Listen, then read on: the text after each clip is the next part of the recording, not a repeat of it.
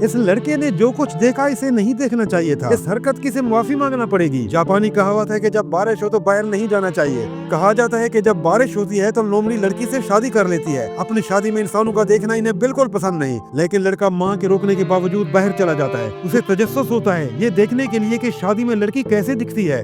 वो माँ की नसीहत को नजरअंदाज करता है और बाहर भाग जाता है। जंगल में पहुंचते ही उसे अजीब कपड़ों में मलबूस लोमड़ियों का ग्रुप नजर आया। वो खौफजदा हो जाता है।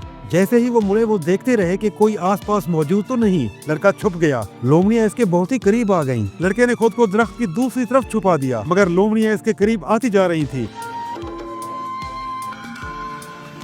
वो डर गया, इसे मदद चाहिए थी। वो घर की तरफ भागा। माँ काफी देर से दरवाजे पर बच्चे का इंतजार कर रही थी। वो जानती थी कि बेटे ने जो कुछ देखा है उसे नहीं देखना चाहिए था। उसने इसे बांस की एक छुरी दी और कहा कि कौसो कज़ा जाओ और लोमड़ियों की परी से माफी मांगो, वरना घर में कभी दाखिल न हो सकोगे। दरवाजे पर ताला देखकर लड़का समझ गया। वो माफी मांगने के लिए छुरी समेत कौसो कज़ा की जानिब चल निकला और चलता गया। वो वापस नहीं आया। कहते हैं कि लड़का मर गया। कुछ का कहना है कि वो एक अच्छा इंसान था। लोमड़ी ने इसे छोड़ दिया। आपका क्या ख्याल है?